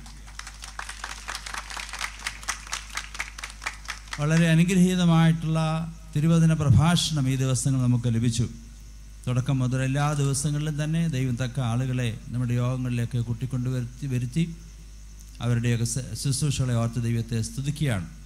നമ്മുടെ വലിയ മെത്രാപ്പൊലീത്ത തിരുമേനിയും ഈ യോഗത്തിലൊക്കെ സംബന്ധിക്കാം എന്ന് അറിയിച്ചിരുന്നു. എങ്കിൽ പോലും ആരോഗ്യപരമായ പ്രയാസങ്ങളൊക്കെ ഉണ്ടായിരുന്നതുകൊണ്ട് 2 പേർക്കും വന്ന് സംബന്ധിക്കാനായിട്ട് സാധിച്ചില്ല. അവരെ നമുക്ക് പ്രത്യേകം പ്രാർത്ഥനയിൽ ഓർക്കാം. അവരുടെ ആശംസകളും പ്രാർത്ഥനകളും എപ്പോഴും നമ്മോടുകൂടെയുണ്ട്. സഫ്രൻ മെത്രാപ്പൊലീത്ത തിരുമേനി ഉൾപ്പെടെ മറ്റ് 2 തിരുമേനിമാർ നമ്മുടെ കൺവെൻഷനിൽ സംബന്ധിച്ചു എന്നുള്ളത് നമുക്ക് വളരെ സന്തോഷകരമാണ്. നല്ല ഒരു ഗായക സംഘം നമുക്ക് വേണ്ടി പാട്ടുകളൊക്കെ പഠിച്ച് പാടിയതിൽ ഞാൻ പ്രത്യേകം അവരെ വീണ്ടും അഭിനന്ദിക്കുകയാണ്. ഞാൻ തുടക്കത്തിൽ പറഞ്ഞത് വീണ്ടും ആവർത്തിക്കുകയാണ്. അവർ പാടിയതായ പാട്ടുകൾ നമുക്ക് വേണ്ടി സൂക്ഷിക്കുവാനായി പാട്ടുപുസ്തകവും കാസറ്റുമൊക്കെ തയ്യാറാക്കി തന്നത് ഇവിടെ അധികം വന്ന് ധാരാളമുണ്ട് എന്ന് പറയുവാൻ ഇടയാകാത്ത വിധത്തിൽ നിങ്ങളൊക്കെ സഹകരിച്ച പാഠപുസ്തകവും കാസറ്റും ഒക്കെ വാങ്ങിക്കൊണ്ട് പോകണം എന്നുള്ളത് പ്രത്യേകമായിട്ട് ഓർപ്പിക്കുന്നു. നമ്മുടെ ഈ ഭദ്രാസനം ആയിട്ട് നടത്തുന്ന കൺവെൻഷൻ ആണെങ്കിൽ പോലും തിരുവനന്തപുരം കൊല്ലം ഭദ്രാസനത്തിൻ്റെ കൺവെൻഷൻ എന്നതിൽ ഒരു വലിയ പൈതൃകത്തിൻ്റെ പിന്തുടർച്ചയാണ് ഞാൻ പറയുകയുണ്ടായി. എന്നാൽ ഒരു പുതിയ തുടക്കമാണ് ഭദ്രാസനം ഈ ആയൂർ വെച്ച് നടത്തുന്ന ആദ്യത്തെ കൺവെൻഷൻ. അതേസമയം തന്നെ നമ്മുടെ ഭദ്രാസനത്തിൻ്റെ അവിഭജിത ഭദ്രാസനത്തിൻ്റെ ഭാഗമായിരുന്ന കൊട്ടാരക്കര പുനലൂർ ഭദ്രാസനത്തിൻ്റെ ധാരാളം അംഗങ്ങൾ, ബഹുമാനപ്പെട്ട അച്ഛന്മാരും വാളകം, കൊട്ടാരക്കര, പനവേൽ ഈ പ്രദേശത്തു നിന്നൊക്കെ നമ്മുടെ സഭാംഗങ്ങളും ഒക്കെ താല്പര്യത്തോടെ ഈ ഭദ്രാസന കൺവെൻഷൻ വന്ന് സംബന്ധിച്ചത് ഞാൻ ശ്രദ്ധിക്കുകയുണ്ടായി. അതെല്ലാം ഓർത്ത് ദൈവത്തെ സ്തുതിക്കുന്നു. ഈ നാളുകളൊക്കെയും ധാരാളം കൺവെൻഷനുകളുടെ സമയമാണ്. നമ്മുടെ ഭദ്രാസന കൺവെൻഷൻ ഇവിടെ നടന്നുകൊണ്ടിരിക്കുമ്പോൾ ഇന്ന് കോട്ടയം കൊച്ചി ഭദ്രാസനത്തിൻ്റെ സമാപനം നടന്നുകൊണ്ടിരിക്കുകയാണ്. അടുത്ത ദിവസങ്ങളിൽ റാന്നി ഭദ്രാസന കൺവെൻഷൻ നടക്കുന്നു. നമ്മളുടെ തന്നെ കൊട്ടാരക്കര പുനലൂർ ഭദ്രാസന കൺവെൻഷൻ നടക്കുന്നു. മലബാറിൽ ചുങ്കത്തറ വെച്ച ഭദ്രാസന കൺവെൻഷൻ നടക്കുന്നു. നമ്മുടെ ഭദ്രാസനത്തിൽ തെക്കൻ തിരുവിതാംകൂർ മേഖലയിലുള്ള നമ്മുടെ ഇടഭാഗങ്ങൾക്ക് വേണ്ടി ഭദ്രാസന കൺവെൻഷൻ്റെ ഒരു എക്സ്റ്റൻഷൻ എന്ന നിലയിൽ ഒരു മേഖലാ കൺവെൻഷൻ നമുക്ക് താമസിയായ 2-3 മാസത്തിനുള്ളിൽ കാട്ടാക്കടയും നമ്മൾ ക്രമീകരിക്കുന്നുണ്ട്. എന്നാൽ ഇതിൻ്റെ എല്ലാം സമാപ്തി എന്ന നിലയിലാണ് നമ്മുടെ മാരാമൺ കൺവെൻഷൻ. മാരാമൺ കൺവെൻഷനെ പ്രത്യേകം നമ്മൾ ഓർത്ത് പ്രാർത്ഥിക്കണം. സഭയുടെ പ്രത്യേകിച്ച് സുവിശേഷ പ്രസംഗ സംഘത്തിൻ്റെ ചുമതല നടത്തുന്ന ഈ കൺവെൻഷനെ വന്ന് സംബന്ധിക്കുകയും അനുഗ്രഹകരമാക്കുവാൻ എല്ലാവരും പ്രാർത്ഥനാപൂർവ്വം സഹകരിക്കുകയും ചെയ്യണമെന്ന് പ്രത്യേകമായിട്ട് ഓർപ്പിക്കുന്നു. എന്തിനാണ് ഈ കൺവെൻഷനുകളൊക്കെ?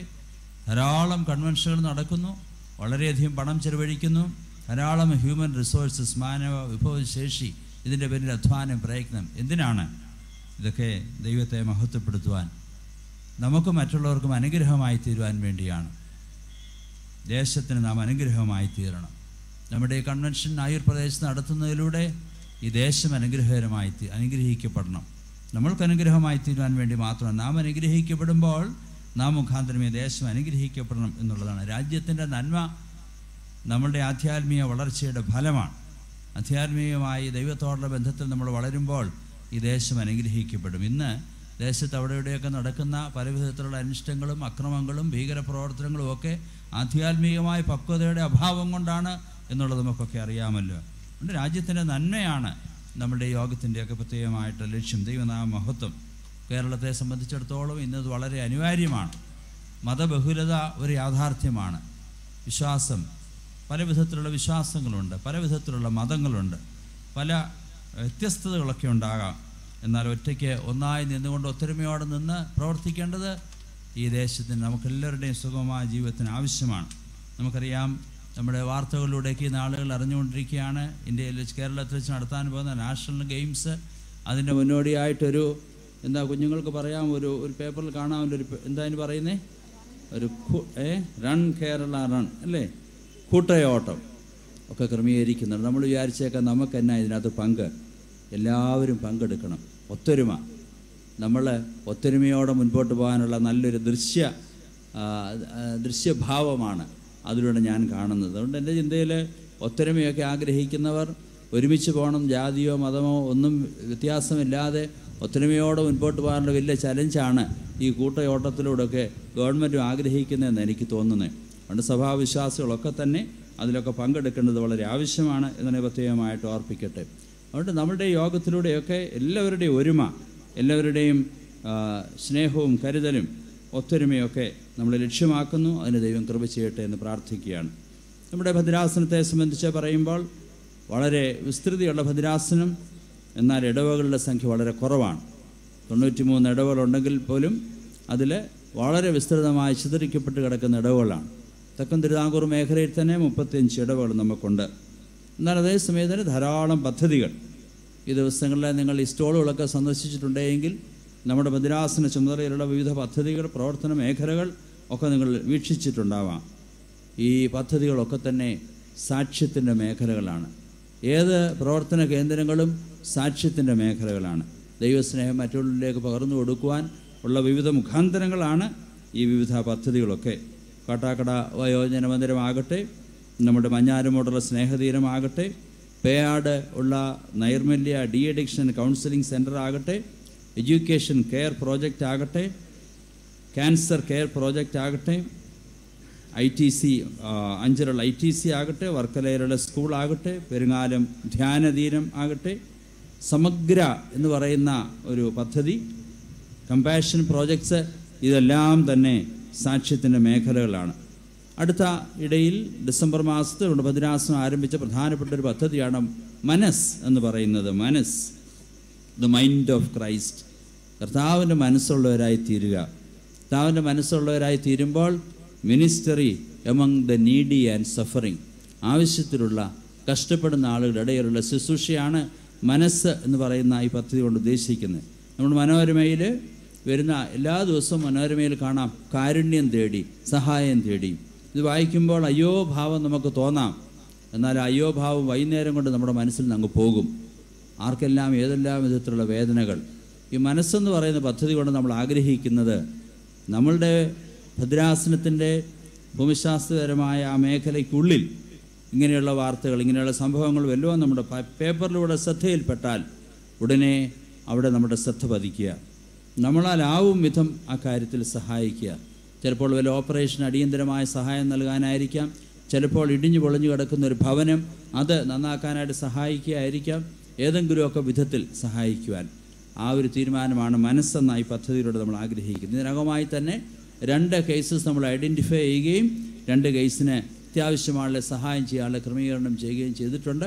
കഴിഞ്ഞ ഡിസംബർ 13-ാം തീയതി നമ്മളുടെ അസംബ്ലിയുടെ ഡെപ്യൂട്ടി സ്പീക്കർ പലരിൽ നിന്നായിട്ട് ഏകദേശം 6 ലക്ഷം രൂപ വീതം സംഭാവന സ്വീകരിച്ചുകൊണ്ട് ഈ മനസ്സെന്ന് പറയുന്ന പദ്ധതി ഉദ്ഘാടനം ചെയ്യുകയുണ്ടായി. സഭാംഗങ്ങളൊക്കെ നിങ്ങൾക്ക് ദൈവാത്മാവ് പ്രേരിപ്പിക്കുന്ന വിധത്തിൽ മറ്റുള്ളവരെ സഹായിക്കാനുള്ള ഈ പദ്ധതിയിൽ സഹകരിക്കണം എന്നുള്ള പ്രത്യേകമായിട്ട് ഓർപ്പിക്കുന്നു. എന്നാൽ ഈ ഭദ്രാസനത്തിൻ്റെ വിവിധ പ്രവർത്തനങ്ങൾക്ക് നിങ്ങൾ സഹായിക്കുന്നത് സുവിശേഷ നിധിയിലൂടെയും ഭദ്രാസന ഫണ്ടിലൂടെയൊക്കെയാണ്. ഇതിലൊക്കെ നിങ്ങളുടെയൊക്കെ സഹകരണം ഞാൻ പ്രത്യേകം അഭിനന്ദിക്കുകയാണ്. ഭദ്രാസന ഫണ്ട് എല്ലാ വർഷവും നമ്മൾ ശേഖരിക്കുന്നു. 3 വർഷം കൂടിയിരിക്കുമ്പോൾ നിങ്ങളുടെ ഭവനങ്ങൾ കയറി ഇറങ്ങിയ അച്ഛന്മാരും മണ്ഡലാംഗങ്ങളോ അല്ലെങ്കിൽ സഭാംഗങ്ങളൊക്കെ കയറി ഇറങ്ങിയ സംഭാവന സ്വീകരിക്കുകയാണ്. ഓരോ വർഷം കഴിയും തോറും നിങ്ങളെല്ലാവരും താല്പര്യത്തോടെ ഇക്കാര്യങ്ങളിൽ സഹകരിക്കുന്നതിൽ എനിക്ക് സന്തോഷമുണ്ട്. അതുകൊണ്ടാണ് നമ്മുടെ പദ്ധതികളൊക്കെ നന്നായി നടത്തിക്കൊണ്ടു പോകാനായിട്ട് സാധിക്കുന്നത്. ഈ വർഷം തന്നെ ഈ ഡിസംബർ മാസത്തിൽ കട്ടാക്കട വയോജന മന്ദിരത്തോട് ചേർന്ന് അവിടെയുള്ള ആ പ്രദേശത്തുള്ള നമ്മുടെ സഭാംഗങ്ങൾക്ക് വേണ്ടി ഒരു ക്യാമ്പ് സെൻ്ററായി അത് വികസിപ്പിക്കുവാൻ മനോഹരമായ ഒരു ഹാൾ അവിടെ പണിത് വലിയ മെത്രാപ്പൊലീത്ത തിരുമേനി കൂദാശയുണ്ടായി. പേയാട് ഡി അഡിക്ഷൻ വർക്കിന് വേണ്ടി അതിമനോഹരമായൊരു കെട്ടിട സമുച്ചയം മാസത്തിൽ 1-2 പ്രാവശ്യം 10 ദിവസം വീതം മദ്യപാന രോഗികൾ അവിടെ വന്ന് പാർത്ത് സുഖജീവിതത്തിലേക്ക് അവരെ നയിക്കുവാൻ സഹായമാകുമാറ് ഡി അഡിക്ഷൻ കൗൺസിലിംഗ് സെൻറ്റർ. ഇതിനൊക്കെ വളരെയധികം പണം ചിലവായി. എവിടെ നിന്നാണ് ഈ പണം? നിങ്ങൾ നൽകുന്ന പണമാണ്. പെരുങ്ങാലം ധ്യാനതീരത്തിൻ്റെ പണി 3ാമത്തെ നില പണി പൂർത്തിയായിക്കൊണ്ടിരിക്കും, ഇപ്പോൾ നടന്നുകൊണ്ടിരിക്കുകയാണ്. 100-150 പേർക്ക് സ്വസ്ഥമായി ആ പെരുങ്ങാലം അഷ്ടമുടി കായൽ തീരത്ത് വന്ന് ധ്യാനത്തിനും പഠനത്തിനും സ്വസ്ഥമായി താമസിക്കാനുള്ള സൗകര്യങ്ങളൊക്കെ അവിടെ ക്രമീകരിക്കുന്നു. ഇതിനൊക്കെ സാമ്പത്തികമായ സൗകര്യം നൽകുന്ന നിങ്ങളെല്ലാവരെയും ഞാൻ പ്രത്യേകമായിട്ട് അഭിനന്ദിക്കുന്നു.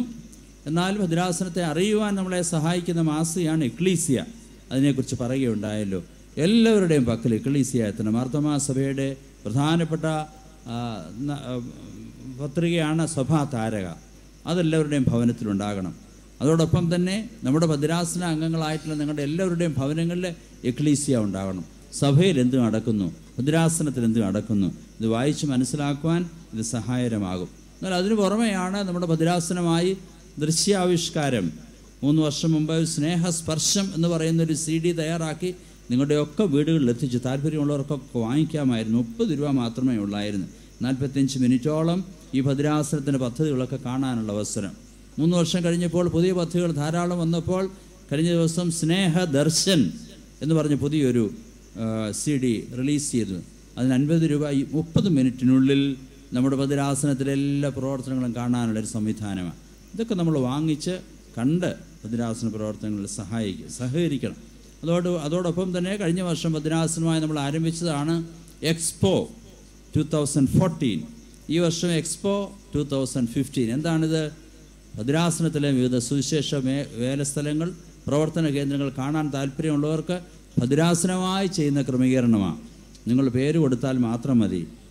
തിരുവനന്തപുരം മണ്ണന്തല നമ്മുടെ ഡയസിസ്റ്റ് ഓഫീസിൻ്റെ അവിടെ വന്നാൽ 2 ദിവസങ്ങളിൽ നിങ്ങൾക്ക് ബസ്സൊക്കെ അറേഞ്ച് ചെയ്ത് നിങ്ങൾ ഈ സ്ഥലത്തൊക്കെ കൊണ്ട് കാണിച്ച് ക്ഷേമമായി മടക്കി കൊണ്ടുവരും. നിങ്ങൾ പേര് കൊടുത്തുനിന്ന് രജിസ്റ്റർ ചെയ്താൽ മാത്രം മതി. നിങ്ങൾക്കവിടെ പോയി കാണാനുള്ള സൗകര്യങ്ങൾ, അതിന് എക്സ്പോഷറാണ്, എക്സ്പോ എന്ന് പറയാൻ. ഈ വർഷം അത് ക്രമീകരിക്കുന്നതാണ്. താല്പര്യമുള്ളവരൊക്കെ ഒന്ന് സംബന്ധിക്കണമെന്ന് ഓർപ്പിക്കുന്നു. അതുകൊണ്ട് ദൈവം നൽകുന്ന വകയിൽ സന്തോഷത്തോടെ കൊടുക്കുക. ഈ പ്രവർത്തനങ്ങളെ ഓർത്ത് പ്രാർത്ഥിക്കുക, ഇതിൽ പങ്കാളികളാകുക. നമ്മുടെ ഭദ്രാസനത്തിലെ മസ്കറ്റ് ഇടവക, അവിടെയുള്ള 4 ഇടവകൾ ഇക്കാര്യത്തിൽ സഹകരിക്കുന്നത് പ്രത്യേകം ഞാൻ എടുത്തു പറയട്ടെ. ഈ ശുശ്രൂഷകളെല്ലാം അനുഗ്രഹകരമാകണമെങ്കിൽ പണം മാത്രം പോരാ, നമുക്ക് ആളുകളെ ആവശ്യമാണ്. നമ്മുടെ ഭദ്രാസനത്തിന് ശുശ്രൂഷയ്ക്കായി ആളുകളെ പ്രോത്സാഹിപ്പിച്ച് അയക്കുവാൻ മാതാപിതാക്കൾക്ക് കഴിയണം. എനിക്ക് വളരെയധികം സന്തോഷമുള്ളത്, കഴിഞ്ഞ 5 വർഷങ്ങൾ ഈ തെക്കൻ മേഖലയിൽ ഇരുന്നപ്പോൾ ഓരോ വർഷവും പട്ടത്തെ ശുശ്രൂഷയിലേക്കും സുവിശേഷകരായിട്ടും ഒക്കെ വരുന്നവരിൽ ഭൂരിഭാഗവും നമ്മുടെ ഈ തെക്കൻ മേഖലയിൽ നിന്നാണ്. മാർത്തോമാ സഭയിൽ വൈദിക വൃത്തിയിലേക്ക് വരുന്ന പട്ടക്കാരിൽ 50%, 40% ഈ മേഖലയിൽ നിന്നാണ് വരുന്നതെന്ന് പറയുമ്പോൾ എത്ര അഭിമാനകരമാണ്. എന്നാൽ ക്രമേണ ആ സംഖ്യ കുറഞ്ഞു വരുന്നോ എനിക്കൊരു സംശയമുണ്ട്. ആ നല്ല പാരമ്പര്യം അവസാനിപ്പിച്ച് കളയരുത്. ആയുസ് ദൈവത്തിന് വേണ്ടി സമർപ്പിക്കുന്ന യുവതി യുവാക്കന്മാർ സഭയിൽ ഉണ്ടാകണം. പ്രസംഗം കേട്ടുകൊണ്ടിരിക്കാൻ നല്ല സന്തോഷമാണ്. എന്നാൽ ഏറ്റവും വിലപിടിപ്പുള്ള ജീവൻ ദൈവത്തിന് വേണ്ടി നൽകുവാൻ ആർക്ക് കഴിയും? ഈ വർഷം അടുത്ത ആഴ്ചയിൽ 21-ാം തീയതി പെരുങ്ങള്ളൂർ വെച്ച് 3 യുവാക്കൾ വൈദിക വൃത്തിയിലേക്ക് പ്രവേശിക്കുന്നു. മണ്ണൂർ ഇടവാങ്ങം, പെരുങ്ങള്ളൂർ ഇടവാങ്ങം, അതുപോലെ തന്നെ തെക്കൻ തിരുവിതാംകൂറിൽ നിന്ന് മിസ്റ്റർ സുരേഷ്, 3 പേര് വൈദിക വൃത്തിയിലേക്ക് പ്രവേശിക്കുന്നു. ജൂലൈ മാസത്തിൽ 2 പേര് പ്രവേശിക്കുന്നു. മാതാപിതാക്കൾ ഓർക്കണം, ദൈവം നൽകിയിരിക്കുന്ന മക്കൾ അവരാരെയെങ്കിലും കർത്താവിൻ്റെ വേലയ്ക്ക് വേണ്ടി വേർതിരിക്കുവാൻ പ്രാർത്ഥനയോടെ ഒരുക്കണം. അതിന് മാതാപിതാക്കൾ താല്പര്യം കാണിക്കണമേ എന്ന് പ്രത്യേകിച്ച് ഓർപ്പിക്കുന്നു. ആയുസ് മുഴുവനായി കർത്താവിൻ്റെ വേലയ്ക്ക് നൽകുവാൻ കഴിയുന്നില്ല എങ്കിൽ ആയുസിൻ്റെ ദശാംശം കർത്താവിന് വേണ്ടി കൊടുക്കണം. ഓരോ വർഷവും ഞാനിത് ആവർത്തിച്ച് പറയുന്നതാണ്. ലൈഫ് ടൈറ്റ് ഫോർ ക്രൈസ്റ്റ്, ആയുസിൻ്റെ ദശാംശം. ആയുസ് മുഴുവൻ ഉള്ളത് ദൈവം ദാനമായി നൽകുന്ന ആയുസിൽ 6 മാസം അല്ലെങ്കിൽ 1 വർഷം ഏതെങ്കിലും മിഷൻ ഫീൽഡിലൊക്കെ പോയി പ്രവർത്തിക്കുവാൻ നമുക്ക് സമയം ഉണ്ടാകണം. കഴിഞ്ഞ ദിവസം 55-ാമത്തെ വയസ്സിൽ റിട്ടയർ ചെയ്ത ഒരു സ്കൂൾ ഹെഡ് മാസ്റ്റർ എന്നെ വിളിച്ചു പറഞ്ഞു, തിരുമേനി ഞാൻ റിട്ടയർ ചെയ്തു, ഇനി തിരുമേനി പറയുന്നിടത്ത് പോകാൻ ഞാൻ 1 വർഷം ഞാൻ മാറ്റി വെച്ചിരിക്കുകയാണ്. അങ്ങനെ സമയം വേർതിരിച്ചവർ ഇതിനകം കഴിഞ്ഞ 4 വർഷങ്ങളായി പലരുണ്ട്. എല്ലാവരുടെയും പേര് എന്നും ഞാൻ എടുത്തു പറയുന്നില്ല.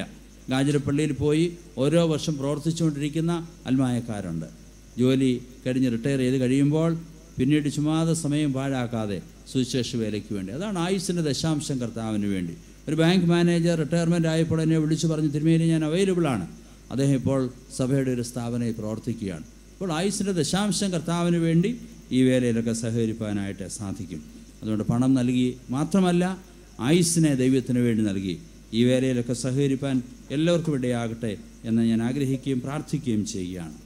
ഇന്ന് ശുശ്രൂഷ മധ്യേ എവങ്കലേനായി വായിച്ച ഭാഗം നിങ്ങൾ ശ്രദ്ധിച്ചു കാണുന്നതിൻ്റെ വിചാരം, നല്ല വൃക്ഷമൊക്കെയും നല്ല ഫലം കായ്ക്കുന്നു, ആകാത്ത വൃക്ഷമോ ആകാത്ത ഫലം കായ്ക്കുന്നു. നല്ല വൃക്ഷത്തിന് ആകാത്ത ഫലവും ആകാത്ത വൃക്ഷത്തിന് നല്ല ഫലവും കായ്പാൻ കഴിയുകയില്ല. ആകയാൽ അവരുടെ ഫലത്താൽ നിങ്ങൾ അവരെ തിരിച്ചറിയും. അവരുടെ ഫലത്താൽ നിങ്ങൾ അവരെ തിരിച്ചറിയും.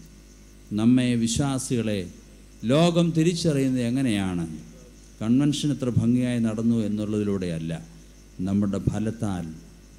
മത്തായിയുടെ സുവിശേഷം 5-ാം അധ്യായത്തിന് 12-ാം വാക്യത്തിൽ പ്രകാരം പറയുന്നു, അങ്ങനെ മനുഷ്യർ നിങ്ങളുടെ നല്ല പ്രവൃത്തികളെ കണ്ട് സ്വർഗസ്ഥനായ പിതാവ് മഹത്വപ്പെടേണ്ടതിന് നിങ്ങളുടെ വെളിച്ചം അവരുടെ മുമ്പിൽ പ്രകാശിക്കട്ടെ. ഫലം പുറപ്പെടുവിക്കുക. നല്ല വൃക്ഷം നല്ല ഫലം പുറപ്പെടുവിക്കുന്നു. ഈ ദിവസങ്ങളിൽ അനുഗ്രഹീതമായ വചനം നാം കേൾക്കുകയുണ്ടായി. നല്ല ഫലം പുറപ്പെടുവിക്കുന്നവരായി തീരുവാൻ നമുക്കിടയാകട്ടെ എന്ന് ഞാൻ പ്രാർത്ഥിക്കുകയാണ്.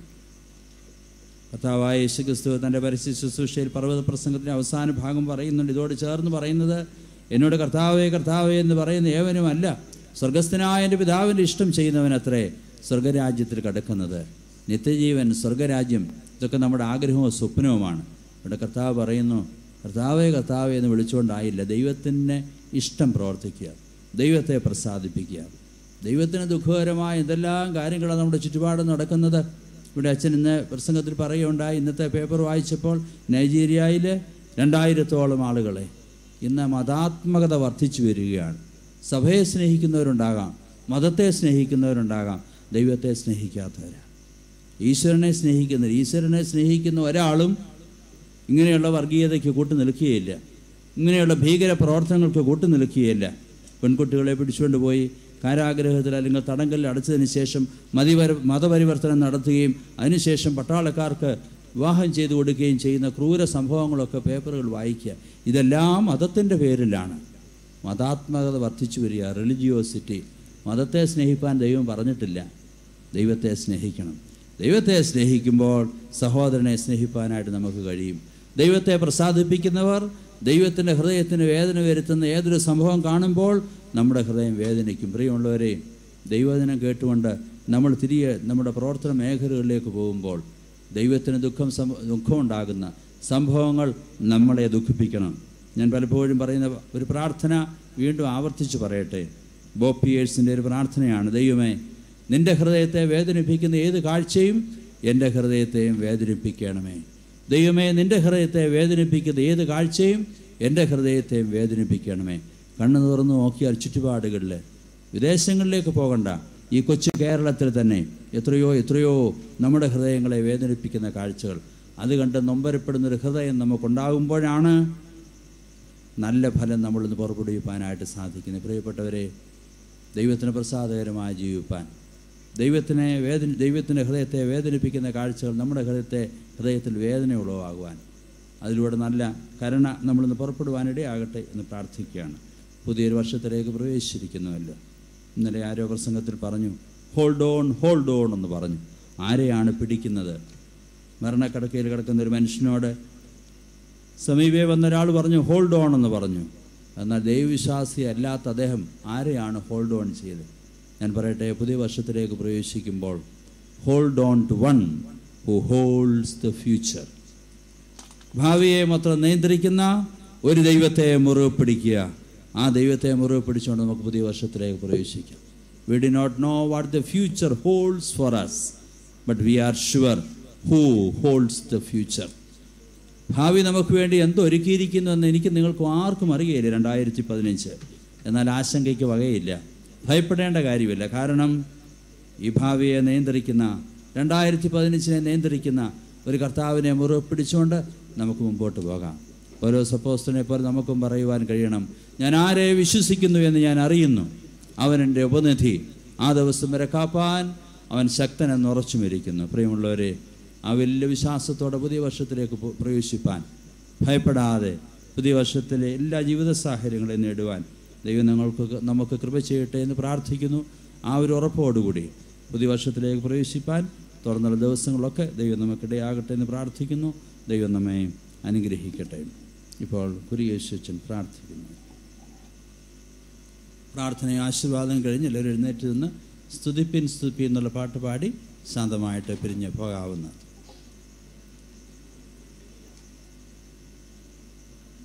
മഹാപരിശുദ്ധനും നിത്യനുമായ ഞങ്ങളുടെ ദൈവമേ, സ്വർഗീയ പിതാവേ, കഴിഞ്ഞ വ്യാഴാഴ്ച മുതൽ മനോഹരമായ പന്തലിൻ്റെ തണലിൽ അല്ല അവിടുത്തെ തണലിൽ ഇരുന്നു കൊണ്ട് നിന്റെ തിരുവചനം ശ്രവിപ്പാൻ ഞങ്ങളുടെ ആയുസ്സിൽ അവിടുന്ന് വേർതിരിച്ചു തന്ന വിലയേറിയ നല്ല അവസരത്തിനായി നന്ദിയോടെ സ്തോത്രം.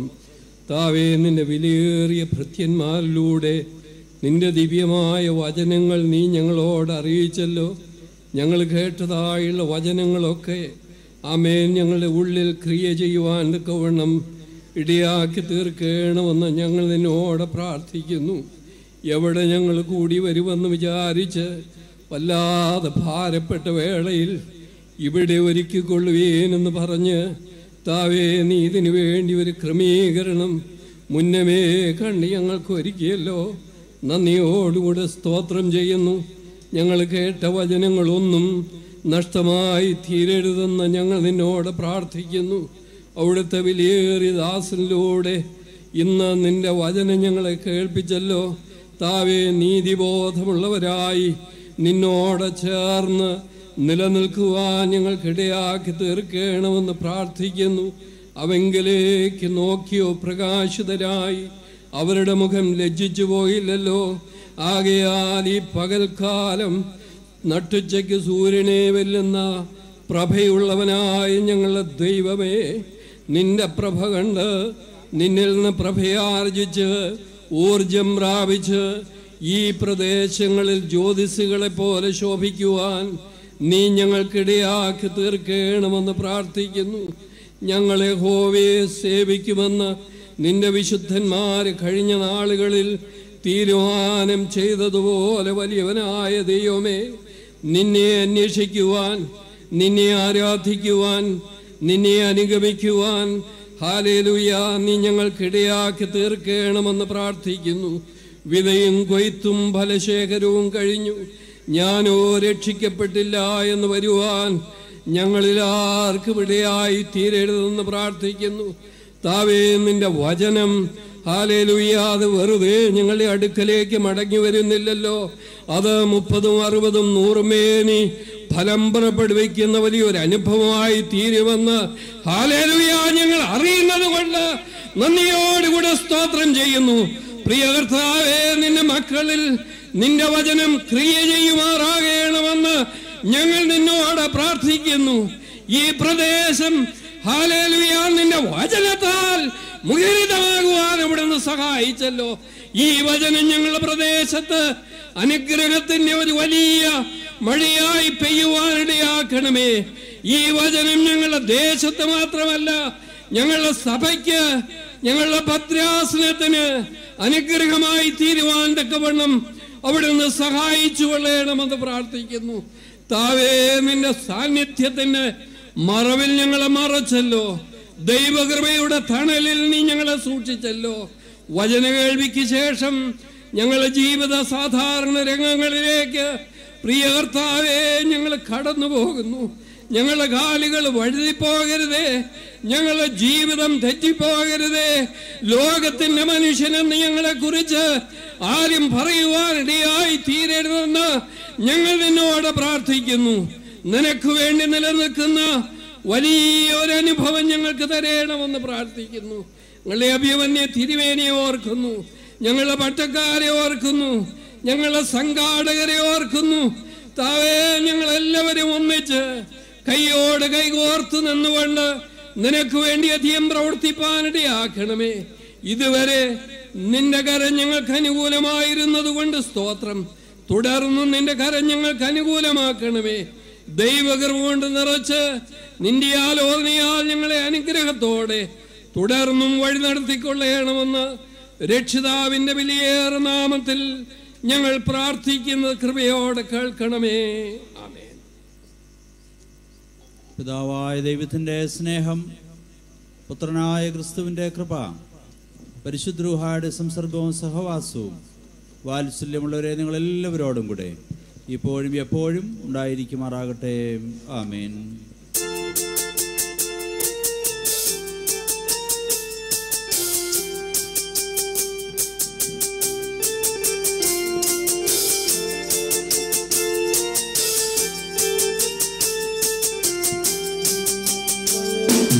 സ്തുതിപ്പിൻ സ്തുതിപ്പിൻ യേശുദേവനേ, ഹല്ലേലൂയ പാടി സ്തുതിപ്പിൻ സ്തുതിപ്പിൻ യേശുദേവനേ. സ്തുതിപ്പിൻ ലോകത്തെ പാപത്തെ നീക്കുവാൻ ആജീവനായി വന്ന ദൈവകുഞ്ഞാനേ. സ്തുതിപ്പിൻ സ്തുതിപ്പിൻ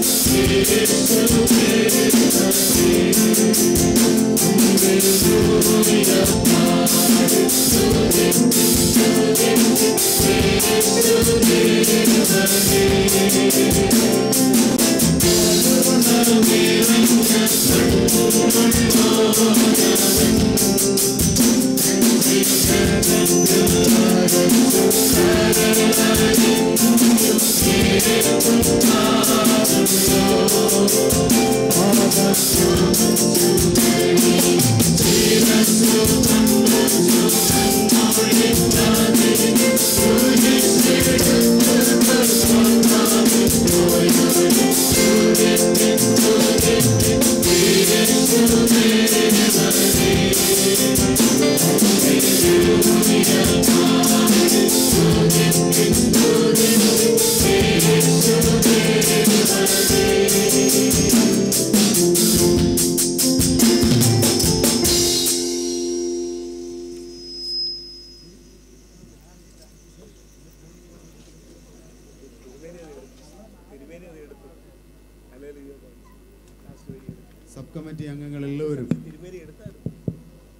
സബ് കമ്മിറ്റികൾ അംഗങ്ങളെല്ലാവരും ഇതിനുശേഷം ഒരുമിച്ച് കൂടേണ്ടതായിട്ടുണ്ട്. അതുകൊണ്ട് എല്ലാവരും സബ് കമ്മിറ്റി അംഗങ്ങളെല്ലാവരും അതിൽ പങ്കെടുക്കണമെന്ന് സ്നേഹത്തോടെ ഓർപ്പിക്കുന്നു.